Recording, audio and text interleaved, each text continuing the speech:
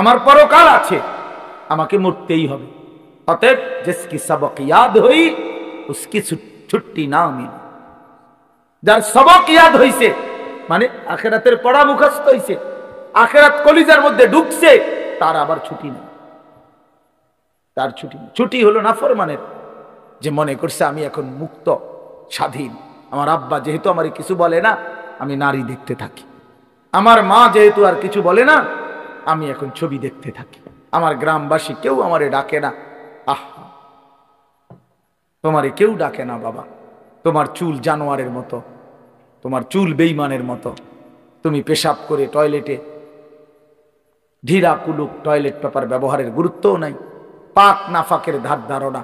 নিজের মাকেও দেখো, মানুষের বেডিরেও দেখো, আপন বোনকেও দেখো, রাস্তার মেয়েকেও দেখো। আহ, ওই দেখেন ওই ওরা ওই কথা বলতেছে। মানে কিছু ছেলে থাকেই অসভ্য, যে শক্ত অসভ্য, মানে এটা একবারে শক্ত। কিছু ছেলে এত নিকৃষ্ট বেয়াদব যে তার কথা হইল, আমি হুজুর জীবনেও কারো কথা শুনি না, আমনের তারে হঠাৎ করে শুনি না কি করব। হ্যাঁ হ্যাঁ, বাস্তবতা এটা।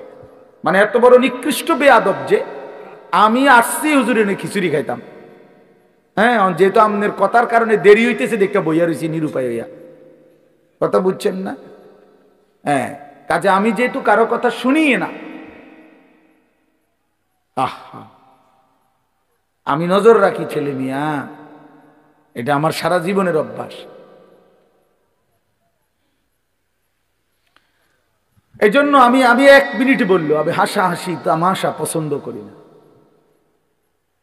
আমরা আমাদের এই ছেলেদেরকে ফিরাইতে হবে, আমাদের এটা সিদ্ধান্ত ইনশাআল্লাহ।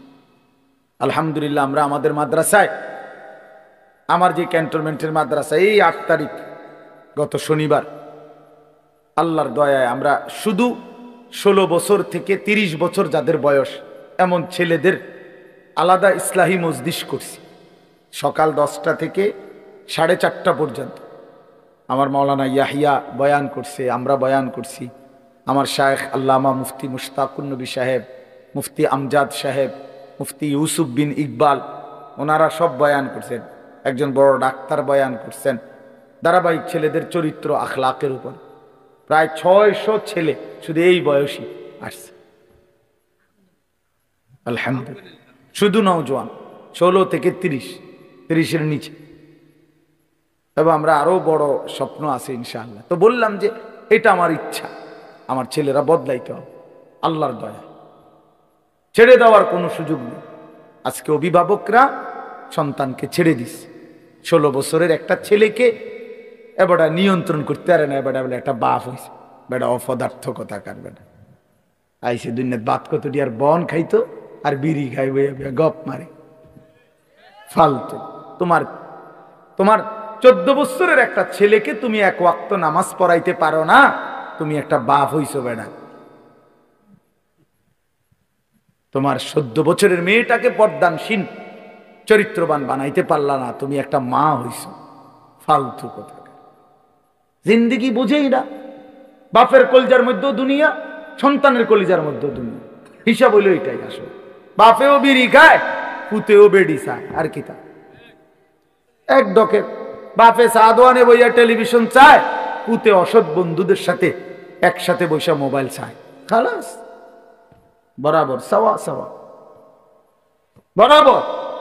যার কারণে বাপেও বুঝে আমার সন্তানরে ডাক দিয়া লাভ হইতো না, আমি ডাক দেব কেন? সেই হিম্মত তো থাকতে হবে, সেই সাহস তো থাকতে হবে।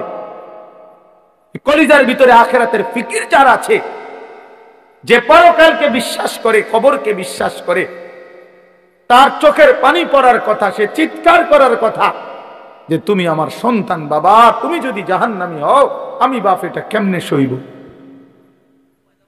কেমনে সইব আমি? আমার ছেলে হইয়া যদি মুসলমানের ঘরে জন্ম নিয়া যদি আমার ছেলে কোনোদিন ফজরের নামাজ না পড়ে, আমার এই জিন্দিগির অর্থ কি? আর আমার ফুতের জিন্দিগির অর্থ কি? আমি কিসের বাপ, আমার ফুতে কিসের মুসলমান? কি মিয়া, কার ঘর এটা? যে ঘরে সবাই নামাজ না পড়ে ঘুমায়, এ ঘর তো নাফরমানের ঘর। এ তো সাপ বিচ্ছুর ঘর, এ তো কুকুর বিড়ালের ঘর, জন্তু জানোয়ারের ঘর। আল্লাহর নবী বলছে যে ঘরে আল্লাহর জিকির নাই, খোদার কসম নবী বলছে ওইটা কাল বাইতিল খারিব, ওইটা সারা বাড়ি, আলগা বাড়ির মতো, যে বাড়িতে মানুষ থাকে না, কুত্তা থাকে, বিলাই থাকে, সাপ থাকে, বিচ্ছু থাকে, কেচ্ছা থাকে, বেটা মানুষ থাকে না, মানুষ থাকে না।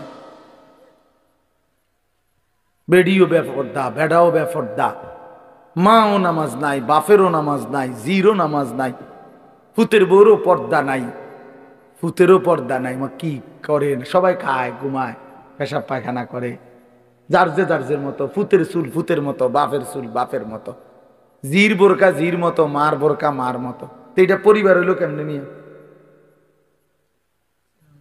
কথা বোঝেন না? এটা পরিবার হইলো? এটা একটা ফ্যামিলি হইলো কি? আমি, আমার বউ, আমার 4টা ছেলে, কারণ সবাই যদি আলগা আলগা হয় তো আমার এটা ফ্যামিলি কই? কথা বলেন না কেন? আমার চুল একরকম, আমার ফুতের চুল আর একরকম, মার বোরকা কালো, জির বোরকা রঙ্গিলা, তো এটা ফ্যামিলি হইলো কেমনে? কার লগে কার মিল? এটা তো কোনো পরিবার না, এটা তো ব্যাচেলার, এটা তো সব ব্যাচেলারে না, এগুলো এটা মনে যেন হোস্টেলে না থাকে এক একজন। আপনারা ভাবেন আর কত বছর বলবো আপনাদেরকে? বলেন কত বছর আর বলবো? এই জিন্দিগিও তো ক্লান্ত হয়ে গেছে। এই জন্য বাপ ছেলেরা, বাবা কেন নষ্ট হয়ে যাচ্ছ? বলো বাবা, কেন নামাজ পড়ছো না? বাবা, আল্লাহর সাথে আল্লাহকে নারাজ করে কি পাইছো এই পর্যন্ত? কে তোমা করে ইজ্জত করে? চলো, আমি তো এখনো বলছি নবীনগর, আমি বলছি একটা নাফরমান ছেলে, আসো, এখন আসো তুমি, চলো তোমার লগে আমরা দুইজন একসাথে কোম্পানিগঞ্জ হাঁটি কালকে, দেখি, তুমি দেখো মানুষ কারে ইজ্জত করে আর কারে বেইজ্জতি করে। তুমি চলো, আমারে বাদ দাও, একজন মাদ্রাসার তালিবে এলেম, ঠিক আছে, আমার ওয়াজ অনেক মোবাইলে আছে, আমার মানুষে সিনে, ঠিক আছে, বাদ দাও, আমারে বাদ দাও। আমি একজন তালিবে এলেম দেই, একজন মাদ্রাসার ছাত্র দেই যে নামাজ পড়ে, অথবা মাদ্রাসার ছাত্র বাদ দাও, এলাকার যেই ছেলেটা নামাজ পড়ে, স্কুলের হোক, আরে তোমার মতো যারা নামাজ পড়ো না, নাফরমান, একসাথে হাঁটো, চলো, দেখো মানুষ কাকে সম্মান করে। দেখ বেটা, তোর কিছু অসৎ বন্ধু ছাড়া তোর দিকে কোনো জানো ফিরা চায় না বেটা, তোর দিকে বেটা, কোন চরিত্রহীনের দিকে, কোন লম্পট, কোন মদখোর, নেশাখোর, গাঞ্জাখোরের দিকে কোন কুকুর বিড়াল জানোয়ারও বেটা ফিরে তাকায় না। আমি আমাদের বাংলাদেশের একজন বড় বুজুর্গ আলেম আছেন, ওয়াইস হযরত মাওলানা মুফতি নজরুল ইসলাম কাসেমি, অনেক সুন্দর বয়ান করে, দরদ মাখা বয়ান। উনার বয়ান আমি নিজে শুনছি। উনি বলছে শুকর সকালবেলা যখন ঘুম থেকে ওঠে, উনার বয়ানে না তো, শুকর চোখ একসাথে মেলে না, মানে আমরা যেন চোখ খুলি না ঘুমের থেকে, শুকর একসাথে চোখ মেলে না, মানে পুরাটা খুললে লায় না আর কি, একটু একটু করে খোলে, একটু এরকম আস্তে আস্তে চোখ মেলে, মানে একটু একটু করে চোখ মেলে। উনি বলছেন কিতাবে লিখছে যে শুকর এরকম আস্তে আস্তে চোখ মেলে কেন, একটু একটু করে। শুকর বারবার বলে এই চোখ মেলবার সময়, আল্লাহ আমারে কোনো বেনামাজি, কোনো নাফরমান যেন আমার চোখে না পড়ে, এই জন্য আস্তে আস্তে চোখ মেলে। আপনার কোন নাফরমান বেঈমান যেন আমার নজরে প্রথমেই না পড়ে, এই জন্য সে আস্তে আস্তে চোখ মেলে। আমি হুজুরের বয়ানে শুনছি। তোমাকে শুকরে ঘৃণা করে, কুকুরে ঘৃণা করে, তাহলে বলো বাবা, নেন নেন পানির জল, নেন, এটা নেন। তাহলে এই জন্য বাপ কেন নামাজ পড়ো না? কারো কাছ থেকে ইজ্জত পাইছো? একটা ছেলে বলো যে হুজুর আমি নামাজ না পড়ার কারণে আমারে মানুষ অনেক সম্মান করছে? কেউ পাইছো কিনা একটা ইজ্জত? তাহলে এটা কি ধরনের জীবন তুমি বুঝো না? আমরা বুঝি না আমাগরে মানুষ মহব্বত করে না করে না, এটা আমি বুঝি না? কথা কও না দুলা, আমি এটা বুঝি কিনা, তুমি বুঝো কিনা? তো মানুষের অনুভব হয় না? এটা তো অনুভব হওয়ার বিষয়, যে আমার তো একটা বুঝ আছে যে মানুষ আমারে ভালোবাসে কিনা, ঠিক কিনা বলেন না কেন? আমারে এই হাজী সাহেব যদি মহব্বত না করতো তো আমি প্রতি বছর আইলাম কেন? 50,000 টাকার জন্য নাকি 1 লাখ টাকার জন্য? এখানে আমি না মেয়ে বিয়ে দিছি এখানে মিয়া, তাইলে ভালোবাসার জন্য, আল্লাহর জন্য, মহব্বতের জন্য। তাহলে বুঝা গেল তোমরা ছেলেরা, বাবা আমি রাত হয়েছে এই জন্য দেরি করতে চাই না, তোমরা একটা ছেলে হইলো ভাইবো, তুমি ইনসাফের সাথে তোমারে মানুষ ভালোবাসে কিনা, এই সমাজের মানুষ তোমার দিকে তাকাইলে কি মনে করে তুমি বুঝো না? তুমি বুঝো না ভাইয়া? কি পাইছো নামাজ না পড়ে? নারী দেখতে দেখতে, উলঙ্গ ছবি দেখতে দেখতে অর্জনটা কি? অর্জনটা কি? কিচ্ছু না, ধোকা, ধোকা খাইছো।